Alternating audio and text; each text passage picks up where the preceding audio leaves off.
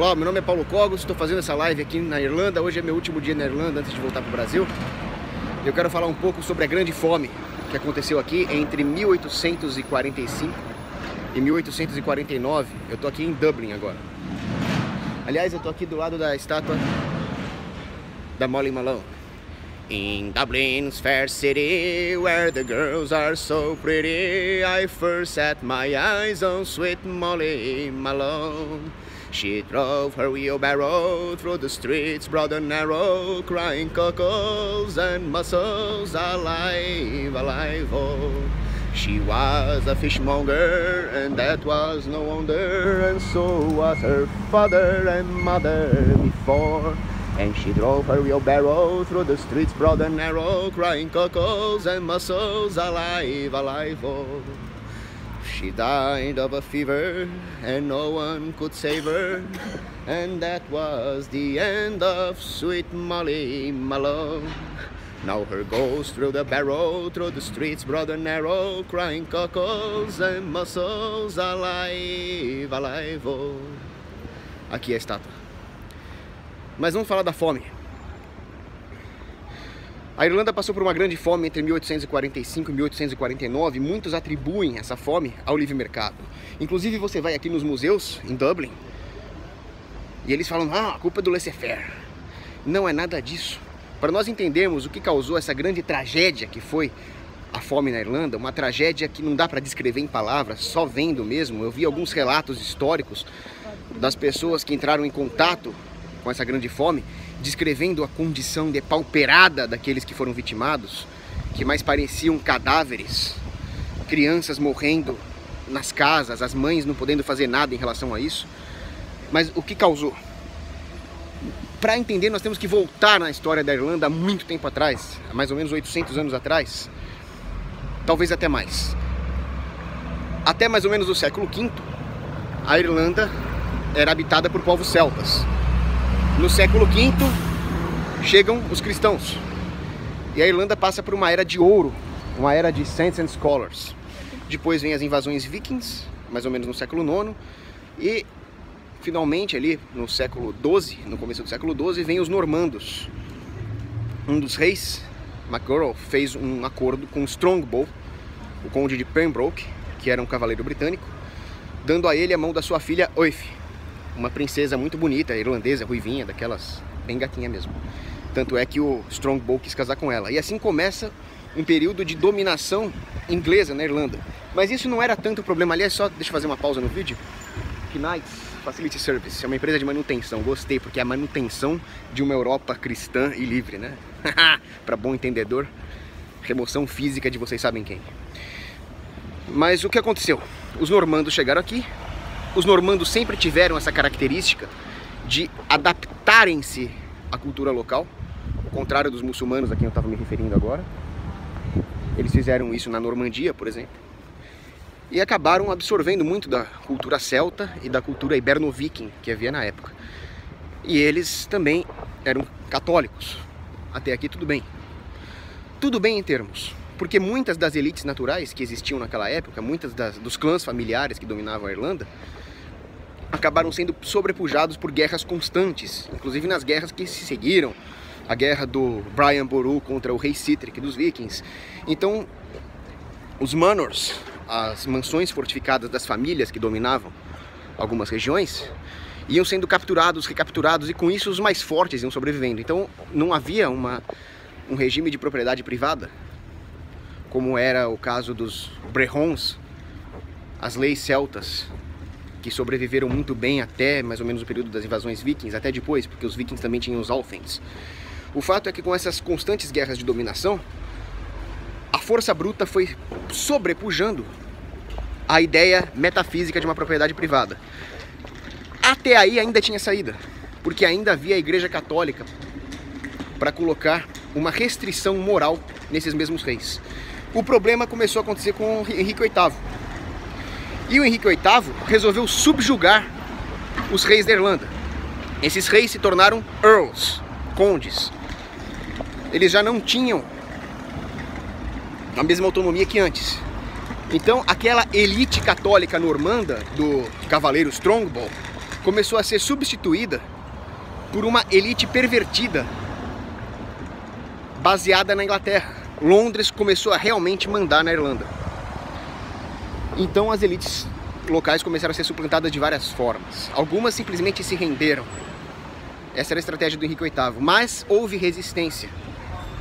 Houve muita resistência. Houve rebeliões no século XVI e essas rebeliões continuaram. Hugo O'Neill, Chichester, vários são os heróis que se rebelaram contra a dominação inglesa. Mas a Elizabeth I, que foi uma das piores canalhas da história,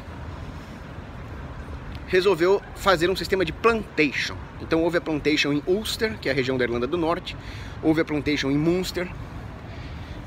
O que eram as plantation? Era simplesmente expulsar as elites locais católicas e plantar, por isso o nome plantation, uma elite protestante ligada à coroa inglesa. Com isso, muitas famílias foram expulsas dos seus antigos castelos e substituídas por condes. A situação piorou com Oliver Cromwell. O Oliver Cromwell chegou ao ponto de destruir mosteiros. O Henrique VIII também fez isso, mas ele fazia coisas, por exemplo, eu estava agora numa cidade chamada Limerick, agora que eu cheguei em Dublin, né? Em Limerick tem uma catedral chamada Catedral de St. Mary, e nessa catedral eu fotografei as marcas de espada nas paredes da catedral feitas pelas tropas do Oliver Cromwell. Esse era o respeito que ele tinha pelas instituições religiosas que são tão cruciais na manutenção da civilização europeia. Plantation. Plantation, em outras palavras, é um roubo de terra. Foi isso que foi feito. Não havia propriedade privada da terra. As famílias irlandesas foram alijadas do seu direito de propriedade sobre a terra. E a situação só veio a piorar.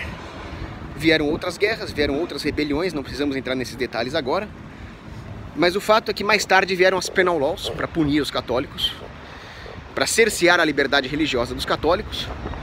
E embora a Irlanda tenha atravessado um período de prosperidade econômica de 1700, mais ou menos, até 1800, uma época onde houve grande expansão dos portos e do comércio internacional, uma época, inclusive, alavancada pelos avanços industriais, quando Napoleão foi derrotado lá em 1815, Waterloo, e o preço das commodities cai, a economia local, que não possuía capital próprio, mas que dependia do comércio internacional, sofre com a queda no preço dessas commodities. Não havia capital local porque não havia incentivos para tanto. Como que as famílias irlandesas locais vão investir em algum capital se a coroa britânica pode tomar delas a qualquer momento? E era exatamente isso que eles faziam. Para piorar, em 1801, a coroa inglesa fez ali as Corn Laws, que eram legislação de proteção dos grãos. Era protecionismo. Isso mantinha o preço artificialmente alto dos grãos, mesmo quando havia plenitude, mesmo quando havia fartura. E com isso havia todo o incentivo dos lords ingleses adquirirem mais terra para plantar os grãos e exportar, e roubar as terras que as famílias, os seus pequenos tenants, usavam para produzir comida para suas próprias famílias. O preço da terra ficou caro por causa desse protecionismo britânico e por causa do roubo de terras. Resultado: as famílias irlandesas possuíam pequeníssimos lotes para sua subsistência. Muito poucos. Abaixo daquilo que seria tecnologicamente viável para manter uma produção durante uma crise. Eles acabaram se restringindo à plantação de batatas, porque as batatas, elas são nutritivas relativamente e elas consomem pouco do solo. Interessava isso para os lords ingleses. É uma tragédia o que aconteceu. Eu visitei alguns castelos aqui, da família Butler, dos Earls de Ormond. Todos eles, a mesma história. Era o castelo de uma família, eles tiveram que sair quando veio Oliver Cromwell, perderam terras. Agora, curiosidade, nada se compara ao dano que a democracia causa. A democracia é o que causa mais dano, porque mesmo depois do Cromwell, mesmo depois das plantation, os caras até recuperaram os seus castelos, essas famílias. Mas com os impostos escorchantes da atual social-democracia, depois de 1945, muitas dessas famílias tiveram que vender os castelos. É triste. Foi o que aconteceu com o castelo da família Butler, em Kilkenny. Eles resistiram todos esses anos. Passaram por todas as guerras, mas não resistiram aos impostos da social-democracia. Triste. Mas voltando à fome, eles ficaram restritos, as famílias irlandesas, às batatas. Até que chegou uma hora que essas batatas pegaram uma praga das batatas, motivos naturais. Eles poderiam ter passado por essa crise, mesmo com as pragas nas batatas? Poderiam. Se eles tivessem recursos para investir em outras formas de plantio. Mas que recursos eles têm se a coroa britânica pegou toda a terra para eles e para sua aristocracia espúria, para sua falsa aristocracia? Eles não tinham recursos, esse era o ponto. Quando a crise realmente estourou, houve muitas posições de vários lados. Daniel O'Connell, que é considerado um grande emancipador aqui, ele alertou que a coisa realmente iria complicar. Ele inclusive lutou pela emancipação católica contra os penal laws. Ele é um grande herói aqui, o O'Connell. E ele disse que alguma coisa precisava ser feita, caridade. Mas, do lado britânico, existe um sujeito aqui que o nome dele é quase um palavrão. Trevelyan. O Trevelyan é um dos caras mais canalhas da história irlandesa. O Trevelyan, que era um ministro inglês, disse: é bem feito que está tendo essa fome, porque a promiscuidade irlandesa em fazer filhos, etc., é que fez com que Deus os punisse com essa praga. Olha a postura do cara. Como se fazer filhos fosse um pecado. Esse é o mandamento de Deus: crescei e multiplicai-vos. Isso é a influência malthusiana no pensamento desses caras. E ele não quis nem ajudar, nem deixar que ajudasse. Chegou um ponto em que a rainha Vitória, apenas por motivos figurativos, por marketing, mandou uma ajuda irrisória para aliviar a famine. Primeiro que é estatal, logo essa ajuda deve ter saído do bolso do pagador de imposto inglês, que também foi roubado. Mas, além de ser irrisória, ela não queria que ninguém superasse a quantia dela. Existiam outros príncipes no Sacro Império Romano Germânico, etc., na Prússia, querendo mandar ajuda para os irlandeses. Existiam nobres, filantropos, empresários querendo mandar ajuda. A rainha Vitória não queria deixar com que ninguém superasse a dela. Logo, ela mais atrapalhou do que ajudou. Quem realmente ajudou? Quem realmente deu caridade, que é o que nós precisamos? A esquerda gosta de falar: não tem que dar esmola. Tem que dar esmola sim, principalmente numa situação de emergência dessas. Adivinhem? A Igreja Católica. Óbvio! O Papa Pio IX.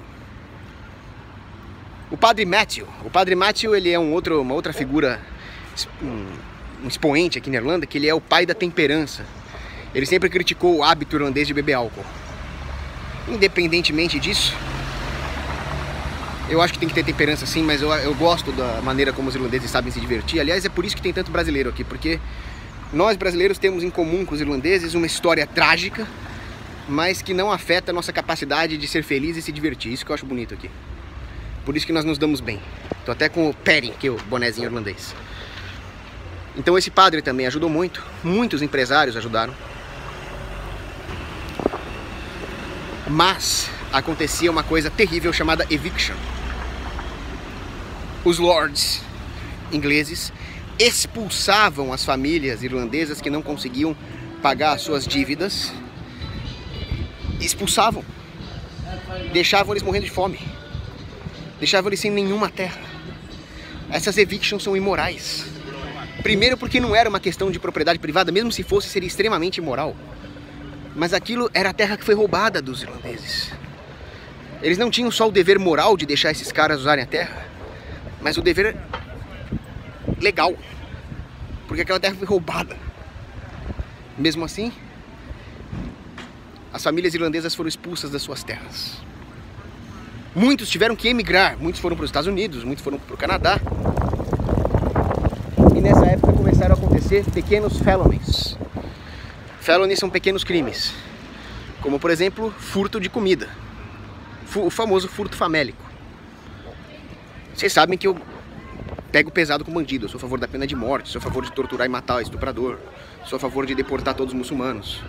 Agora, o cara tá lá na Grande Famine, teve a sua terra roubada, ele furta a comida dos mesmos ingleses que roubaram a terra deles. Dá pra pegar leve, né? Furto famélico, família passando fome, eu roubaria. Sabe o que eles faziam? Deportavam o sujeito pra Austrália, em navios prisão.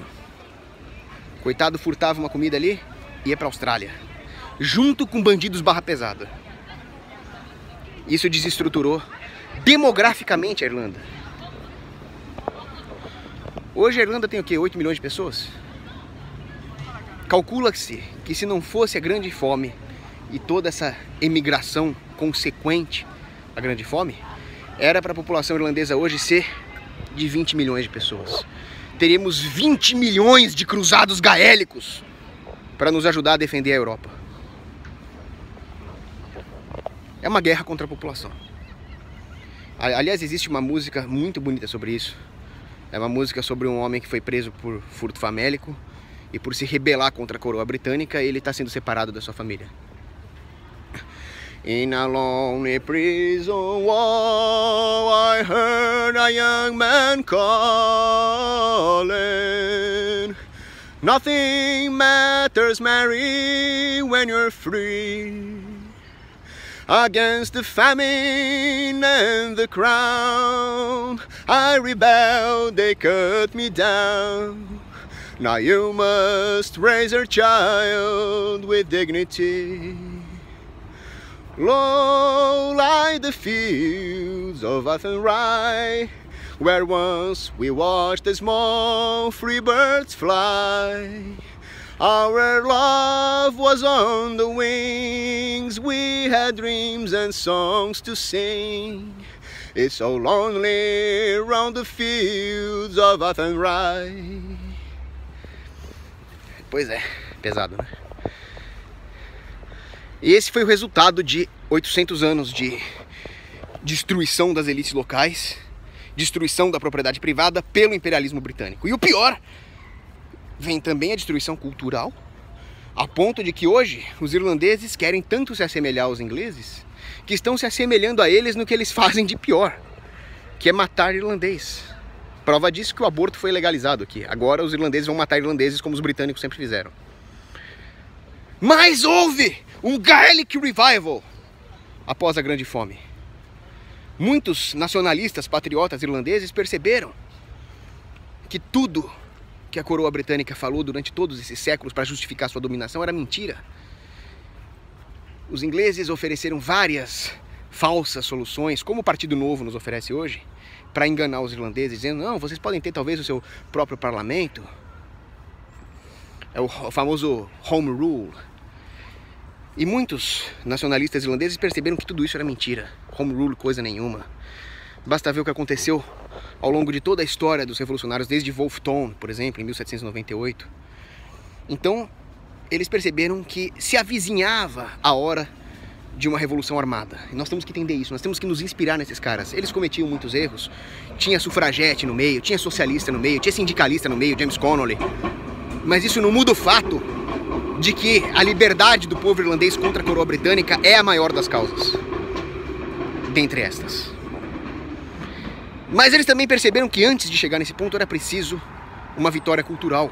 Era preciso resgatar a identidade, essa palavra é importante, dos irlandeses. Por isso que surge o Gaelic Revival.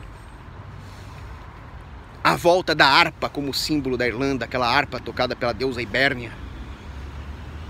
Muitos literatos irlandeses nessa época. E tudo isso culmina com as rebeliões em 1916. Com aqueles homens de 1916 nós temos muito que aprender, muito mesmo.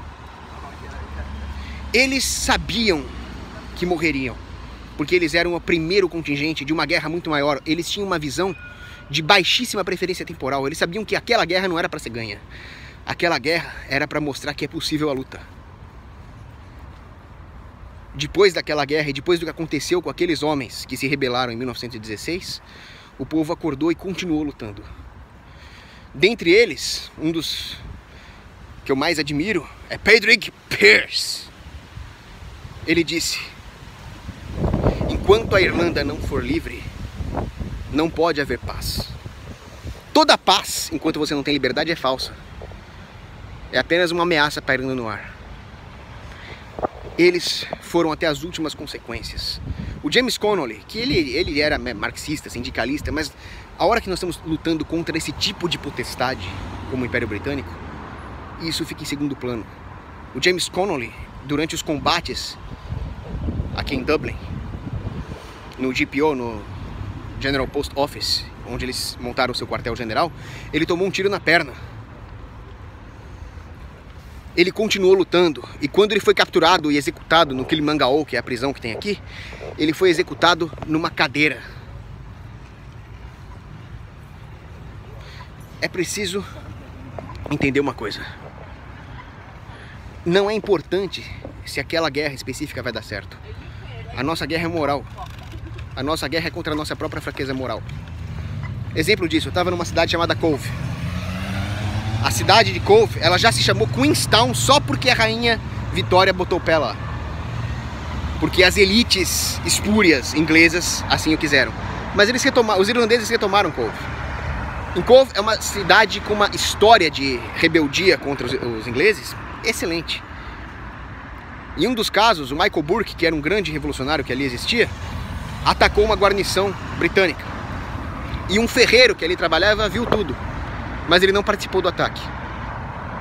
Os Black and Tan, que eram uma tropa de choque inglesa, de soldados psicopatas que ficaram loucos na Primeira Guerra Mundial e que cometiam as piores atrocidades contra o povo irlandês, estupros inclusive, e o governo era conivente com esse terror porque eles usavam o terror politicamente para dizer: olha o que acontece se vocês rebelarem. Esse ferreiro, ele estava andando na rua e um dos Black and Tan disse para ele: quando você passar por mim, você tira o chapéu. E ele respondeu: eu só tiro o chapéu uma vez por semana, que é para ir na missa de domingo. E ele foi baleado e morreu. Então, obediência é a Deus. Contra o Estado é guerra. Então, isso é o que nós temos que aprender com esses rebeldes irlandeses. Muito tempo se passou e hoje nós estamos, para terminar a live agora, nós estamos atravessando uma era de tirania. Inclusive existem contradições no próprio nacionalismo irlandês. Se você chegar na Irlanda do Norte, eu estive lá, eu estive em Belfast, existem murais excelentes com temas de liberdade, de rebelião. E existem temas péssimos também, eles entram em contradição. Tem gente que gosta do Che Guevara, porque o Che Guevara, ele tem ascendência irlandesa. Aquele ícone do Che Guevara, famoso, inclusive, ele foi desenhado por um irlandês. Então eles têm os seus problemas, sem dúvida. Eles têm a seguinte contradição: eles são tão nacionalistas, querem a liberdade da Irlanda, mas eles são a favor da Irlanda permanecer na União Europeia, sendo que os eurocratas são ainda piores do que a coroa britânica. Então existe muito a ser feito. A guerra é principalmente moral e intelectual,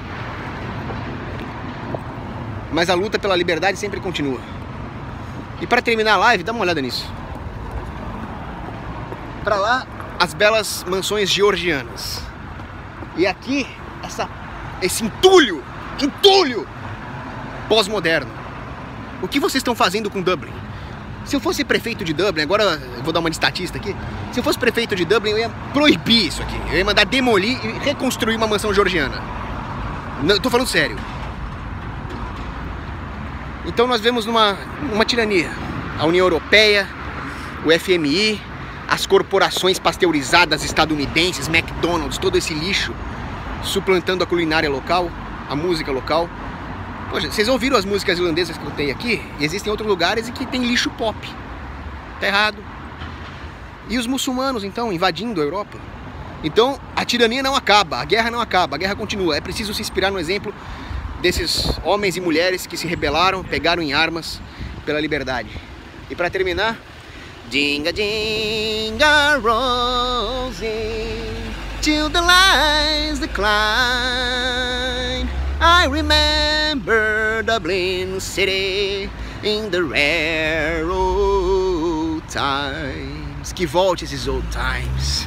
Santa Brígida, rogai por nós. São Lawrence O'Toole, rogai por nós. E São Patrick, rogai por nós.